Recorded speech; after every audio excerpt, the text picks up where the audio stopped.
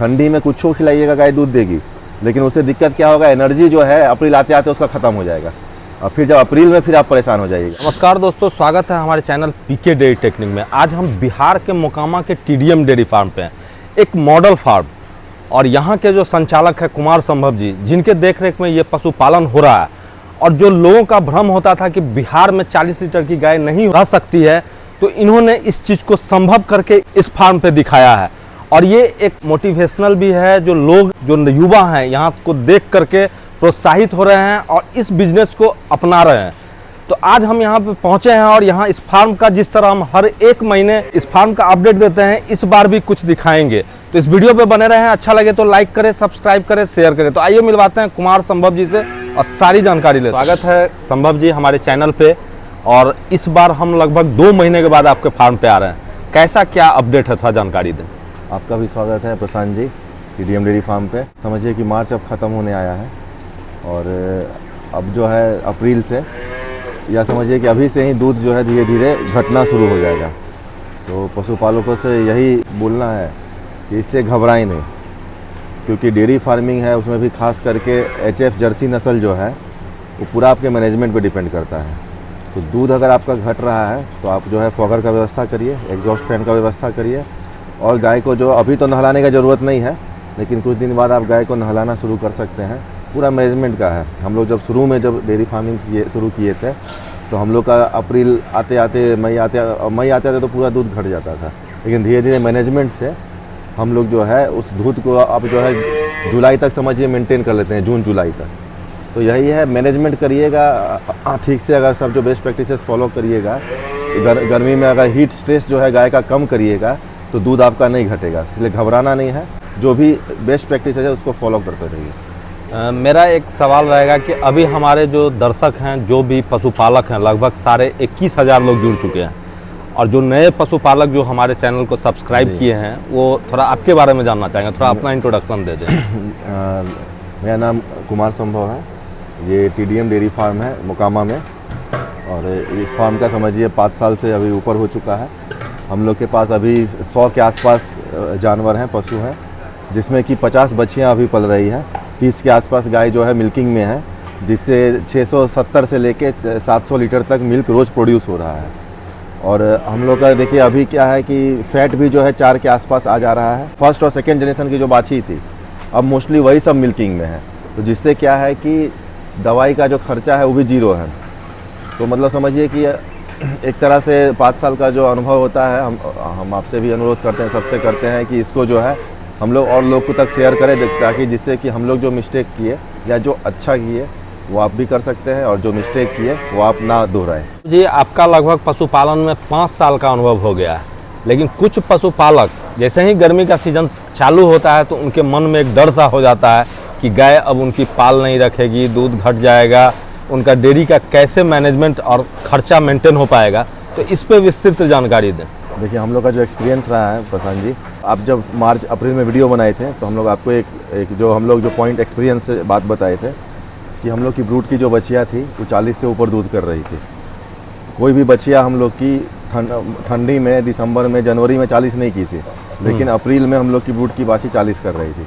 और इस बार भी कोइंसिडेंस से स्पाइक की एक बाछी है, जो कि आपको हम लाइव मिल्किंग भी कराएंगे, जो कि अभी इस मौसम में 40 से ऊपर कर रही है स्पाइक की। जी, तो देखिए होता क्या है कि अक्टूबर से नवंबर, दिसंबर, जनवरी, फरवरी, मार्च में एनर्जी लेके आती है, क्योंकि गर्मी में जो इसका जो एनर्जी स्ट्रेस में जाता है, इस समय पूरा एनर्जी स्टोर करके आती है। तो अभी जो है अप्रैल, मई, जून तक उस स्टोर एनर्जी से उसका पूरा काम चलता है बड़ा अच्छा से। मतलब समझिए कि जैसे गाय जब बारिश का मौसम आता है, जून, जुलाई, अगस्त, सितंबर, तो ऑलरेडी स्ट्रेस में रहती है, तो अक्टूबर में उतना परफॉर्म नहीं कर पाएगी। लेकिन अप्रैल, मई, जून में क्योंकि वो 4 से 5 महीना एकदम आराम करके आती है, एनर्जी पूरा स्टोर रहता है, तो उससे अच्छा परफॉर्म करेगी।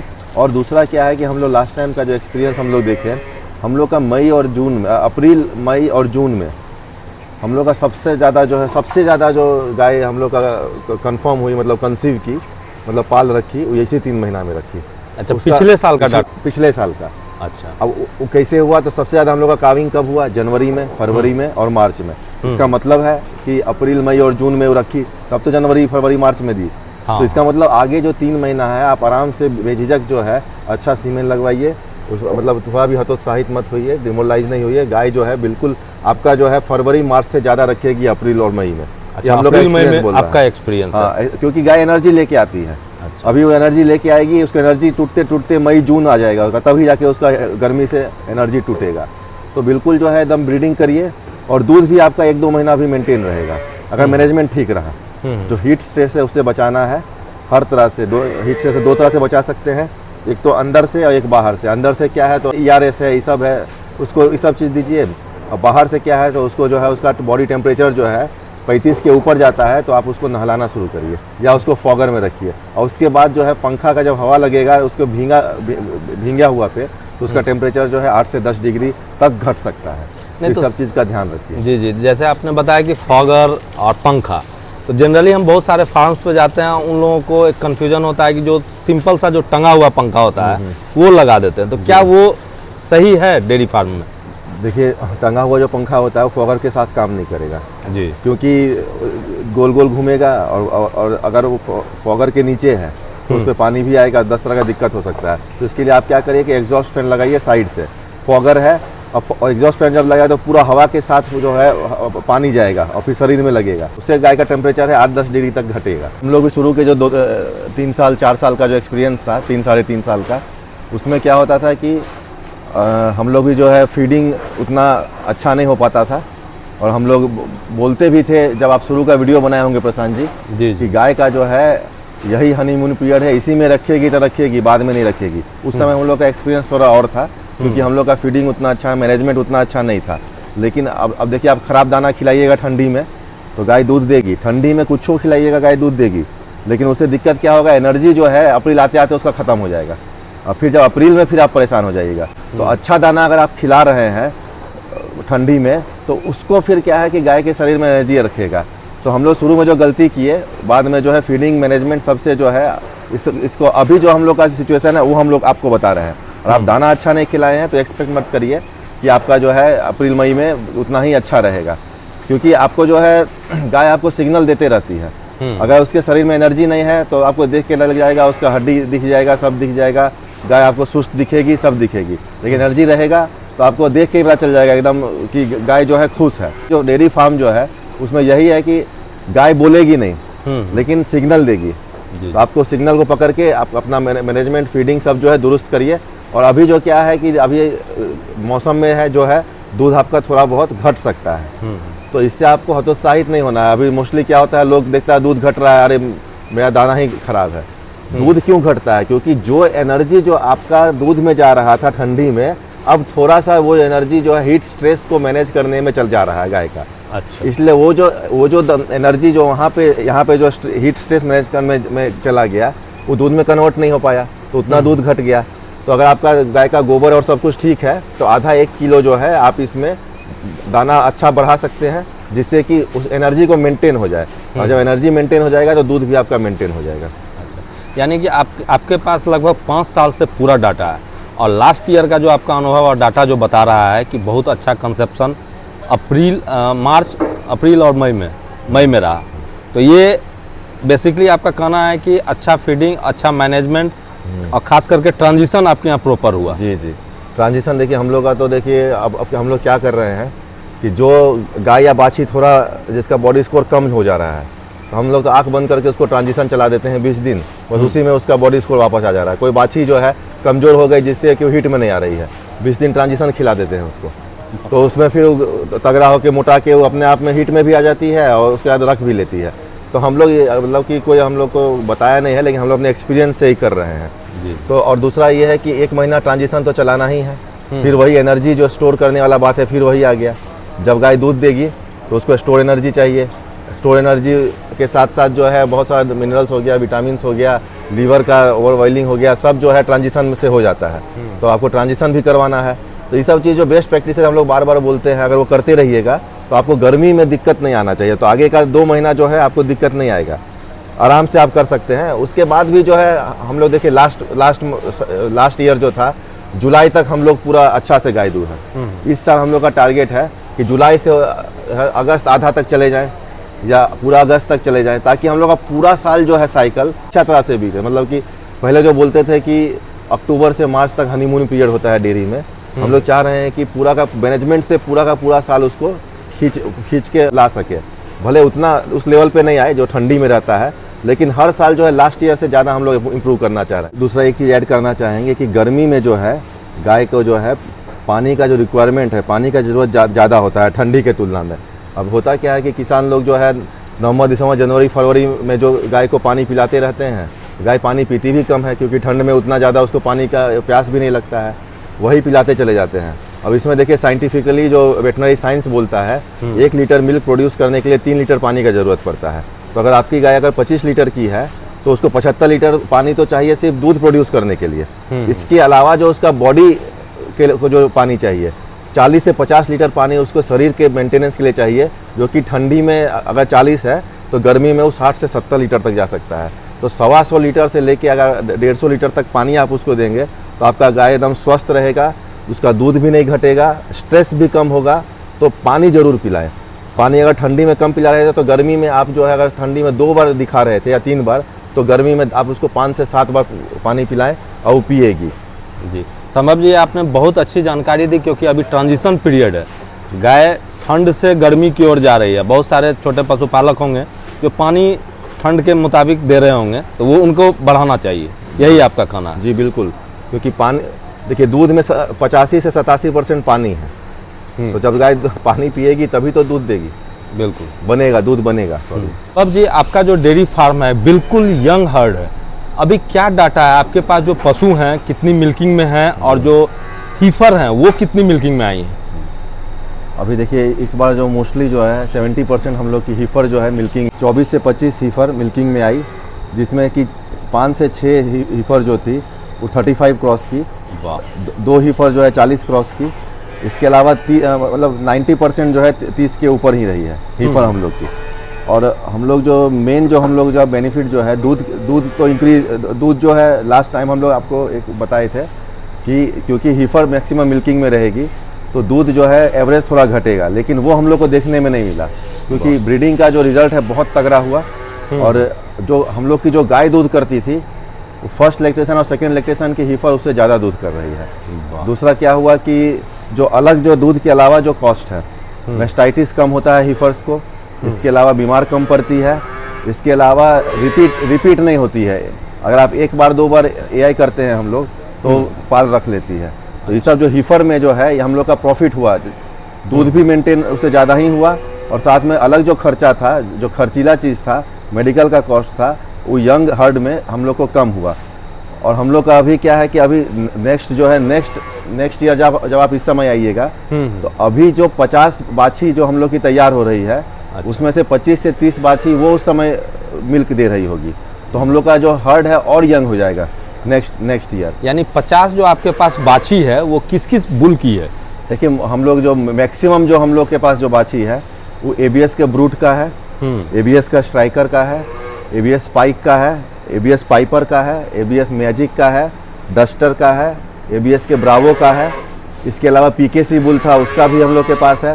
इसके अलावा आप जर्सी में जाइएगा तो प्रीत का है, टाइसन का है, नेमार का है, जिग का है, और नेक्स्ट ईयर जो है बिग शॉट, रोमियो, ट्रेंट, इस सब का भी आने वाला है नेक्स्ट ईयर। इसके अलावा अगर आप एसएजी में जाइएगा तो हम लोग के पास 40-116, 40-120, 40-128, 40-432, 40-432, 40-433, और इसके अलावा अगर जर्सी में जाइएगा तो 40-138, 21-035, 5062, इन सब का हम लोग के पास जो है हीफर और बाछी जो है तैयार हो रही है। अभी जो समझ जी मिल्किंग में जो गायें हैं, जो हीफर जो आपके गाय में कन्वर्ट हो गई है, कितनी टोटल गायें हैं जो दूध दे रही है? वो 32-33 गाय के आसपास दूध दे रही है। टोटल दूध कितना हो रहा है? टोटल दूध हम लोग का 670 लीटर के आसपास अभी हो रहा है। 670 से 700 तक दूध हो रहा है।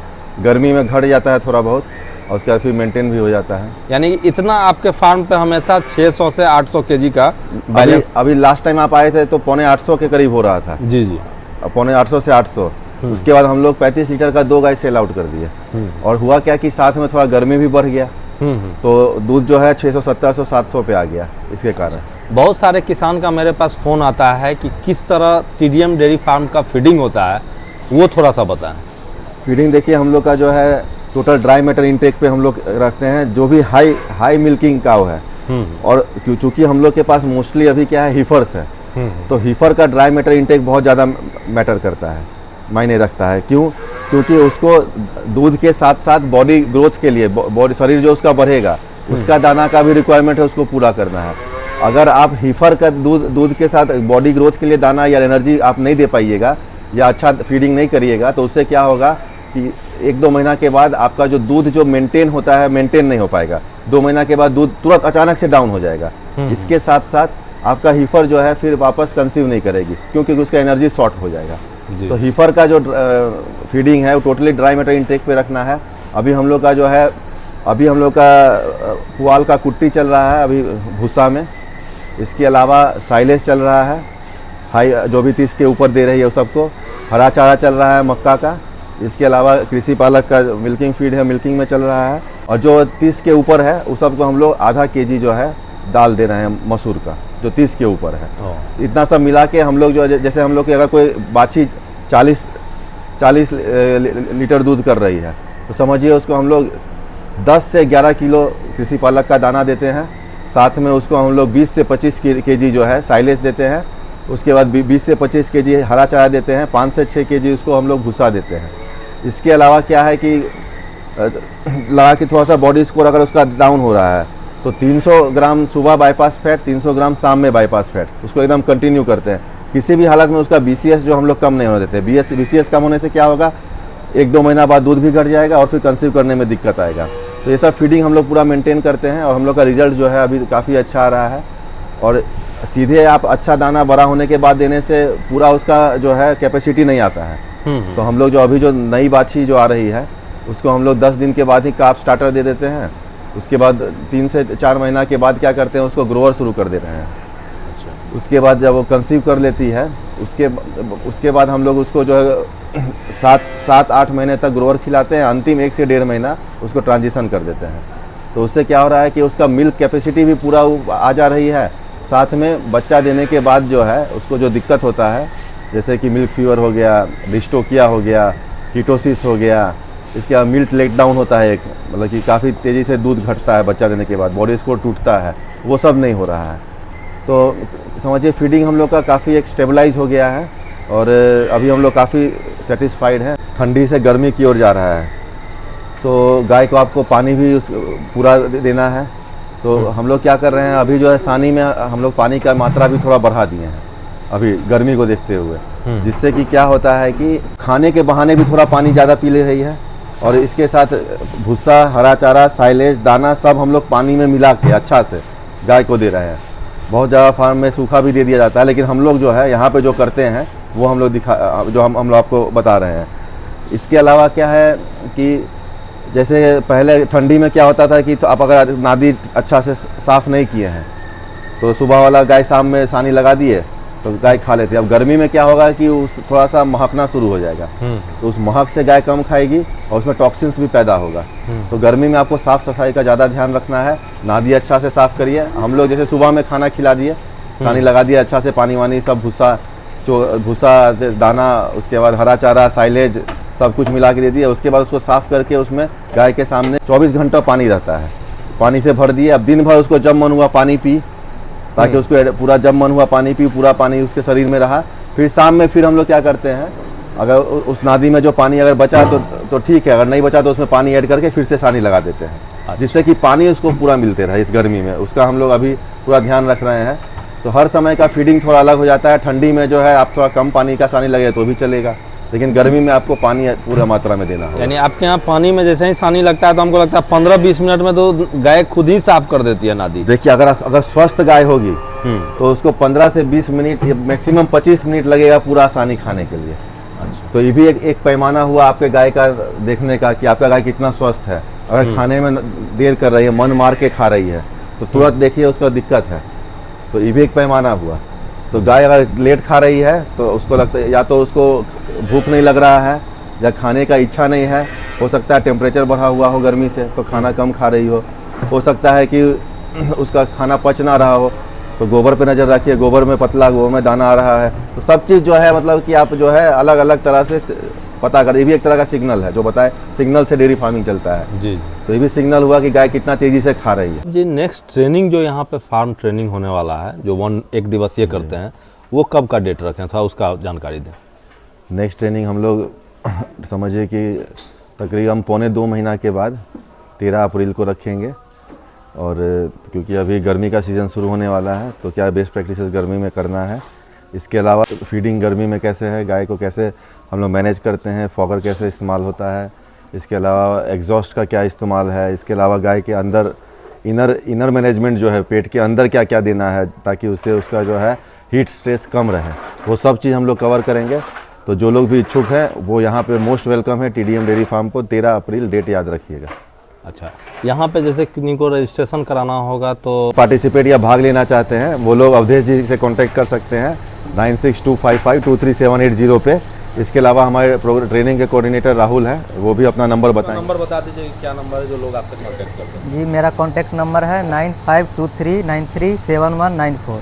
इस पे आप कांटेक्ट कर सकते हैं। जो भी ट्रेनिंग लेना चाहेंगे उस किस टाइम में आपको फ़ोन करेंगे? किसी भी टाइम कॉल कर सकते हैं, व्हाट्सअप भी कर सकते हैं, मेरा यही व्हाट्सअप नंबर भी है। चलिए राहुल जी, बहुत बहुत धन्यवाद जो आप बताएं और आपसे लोग कांटेक्ट करेंगे। आपने बहुत अच्छा जानकारी दिया। अगर आपके तरफ से कोई मैसेज हो तो हमारे किसान भाइयों को दे दें। देखिए, हम लोग तो हमेशा से बोलते आए हैं कि डेयरी फार्मिंग में अभी तक बोलते थे कि 3 चीज़ बहुत इंपॉर्टेंट है, ब्रीडिंग, फीडिंग एंड मैनेजमेंट। इसके साथ मैनेजमेंट का ही एक सब पार्ट है हाउसिंग। तो हाउसिंग में क्या है कि आपको एक फॉगर डालना है, इसके साथ जो क्या है कि आपको एक एग्जॉस्ट फैन भी डालना है। तो आप जब ये दोनों जब डाल दीजिएगा तो क्या है कि 8 से 10 डिग्री टेम्परेचर गाय का घटेगा और उसका हीट स्ट्रेस कम होगा। तो घबराना बिल्कुल नहीं है, अभी दूध घटेगा, लेकिन अगर आपका मैनेजमेंट, फीडिंग और ब्रीड अच्छा रहेगा तो आपको प्रॉफिट अवश्य होगा।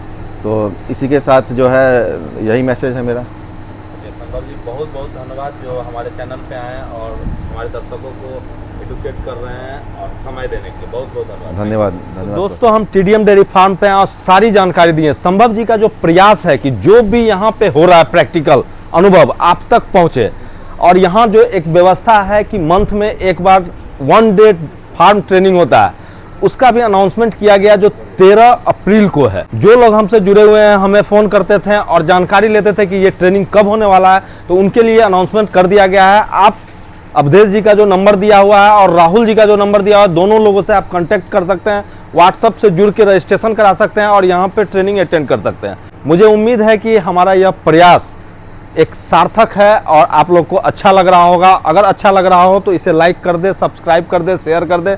हम फिर नेक्स्ट वीडियो में मिलेंगे, तब तक के लिए धन्यवाद।